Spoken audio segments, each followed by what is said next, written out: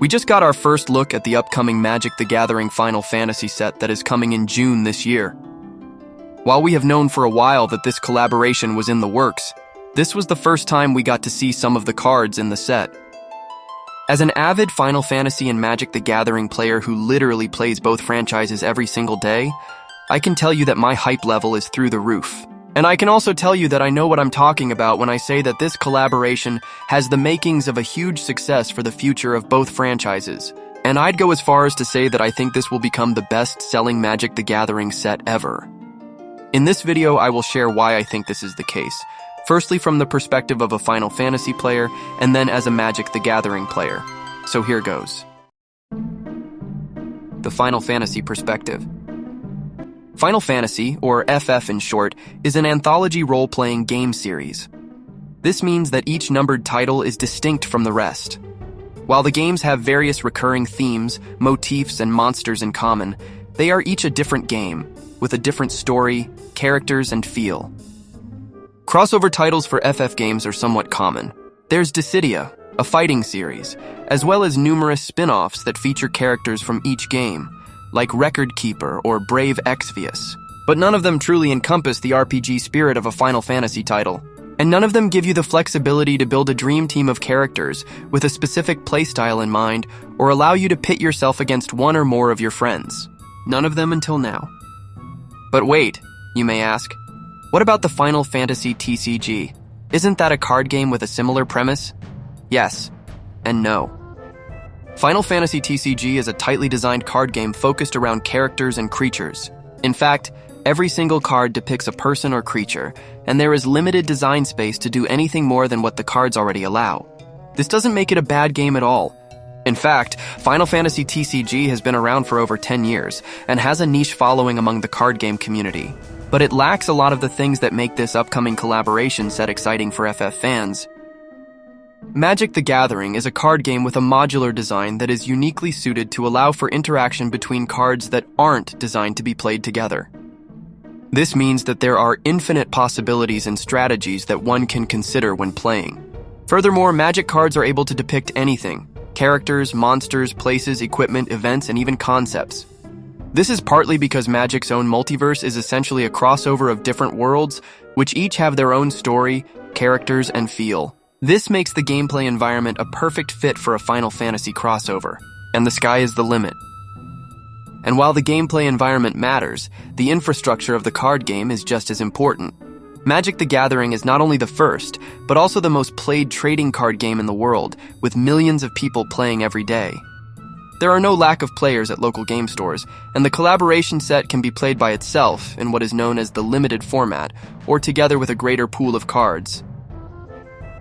But actually, none of those things are anywhere as significant as the next point, which is accessibility. Magic the Gathering Final Fantasy will be immediately available on Magic Arena, which is a free digital client that allows players to play Magic online on their phones or computer. Players can spend money to advance their card collection or purchase cosmetics, and going F2P is also entirely possible. Magic Arena's intuitive visual design makes picking up the card game easy, and the online matchmaking tool ensures that there will always be someone to play against all day, every day. Beyond the gameplay aspect of things, this is also the first time that so much new artwork is being commissioned for multiple iconic characters and moments across the series. And all of this pulled from a roster of amazing artists that have done art for Magic over its 30-year history. I mean, just look at this amazing Magali artwork. As a final point from a FF player perspective, 2025 is actually a quiet year for the series, with no new releases or titles scheduled for the year. This makes the collaboration set all the more significant and gives FF players something unique to enjoy playing. At the very least, it is also something that FF players can buy to collect, as the franchise actually has very little in the way of easily available collectibles. Now, for the Magic the Gathering player perspective. While most of Magic's card sets are designed around its own lore, or in multiverse sets, they have recently explored creating cards for IP that isn't owned by Wizards of the Coast, in a category known as Universes Beyond, or UB in short. While there have been UB sets in the past, Final Fantasy is the first full Universes Beyond set catered to gamers. And specifically, RPG gamers. That is to say, FF players are able to appreciate Magic's strategic gameplay a lot more than fans of Lord of the Rings, who may perhaps focus more on the fantasy feel, or Assassin's Creed players, who are more interested in stealth and action, which is harder to convey in a card game. Final Fantasy players share a lot of the same psychographic profiles that make up Magic players. It has its fair share of Timmies who play big flashy spells, or Spikes who will min-max their characters in the game. In other words, FF players who are introduced to Magic the Gathering are far more likely to enjoy playing Magic and continue playing the game because of that enjoyment. And there will be a huge influx of new players, especially on Arena, given how FF players are predisposed to gaming and how accessible Arena is. One of the goals of Universes Beyond sets is to grow the Magic player base beyond enfranchised players, and Final Fantasy truly represents a good demographic fit. I think this is evident in the fact that there are numerous FF fans working in Wizards of the Coast, and Magic players who work in Square Enix. Or that the FF subreddit exploded with numerous posts excited about the collaboration by people who have played both. I myself am also an example of someone who enjoys both franchises immensely. While one of the biggest criticisms of UB sets is that they come at the expense of being visually intrusive to the flavor of Magic, I think that FF has one of the best flavor fits with the overall aesthetic of the Magic multiverse because of how similar they are. Neither Magic the Gathering nor Final Fantasy have a monolithic visual style. Each FF game represented is almost akin to a different plane in the multiverse, and some of them could blend right in with Magic's own planes. Because of this, I don't have an issue with this UB set being standard legal, standard being the smallest and lowest powered rotating format for constructed deck play. Being a Vorthos player, the lore of Magic the Gathering is important to me, but I also recognize the value of UB sets being standard legal. Designing the set for standard means avoiding the mistakes made by cards like the One Ring warping the modern format, or the Assassin's Creed cards, which are almost completely redundant on arrival and don't see play at all.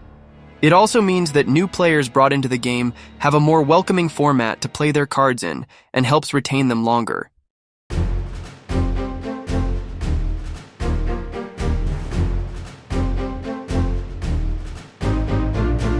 When we consider that Lord of the Rings was already the most successful Magic set of all time on release, I think of all the factors that set up the Final Fantasy set for more success. FF has a hardcore fan base who are willing to buy collectibles for it, and a huge community of gamers that already play video games and can easily cross over to play on Arena or in paper.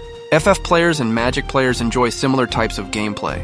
The FF set is standard legal, and its cards will be both relevant and playable in a beginner-friendly format for the next 3 years, improving retention of new players.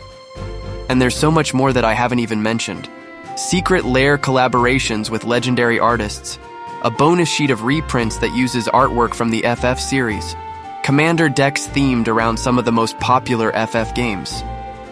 All things considered, I am confident that Final Fantasy will become the most successful Magic set of all time. And I think this will be a win for both franchises, with fans of one being introduced to the other and trying it out to learn more. What do you think? Do you agree with my views?